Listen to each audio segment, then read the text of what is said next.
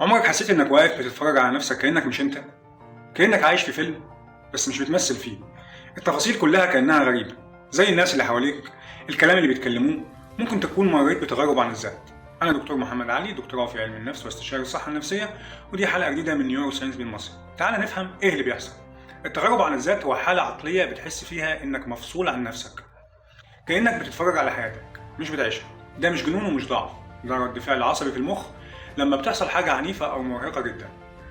بيحصل ليه؟ بيحصل بعد ضغط نفسي شديد، أو صدمة عاطفية أو جسدية، أو توتر مزمن، أو نوبات هلع متكررة. حتى قلة النوم والضغط اليومي ممكن يفعلوه.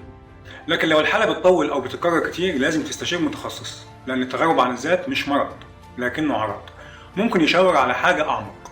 أنا دكتور محمد علي، استنوني في الحلقة الخامسة من سلسلة نيورو ساينس بالمصري بعنوان المخ ليه 3 طبقات وليه اللي بيخاف بيجري. لو عجبتك الحلقة ومهتم بالسلسلة دي ما تنساش تعمل لايك ومتابعة للصفحة والقناة ليصلك كل جديد.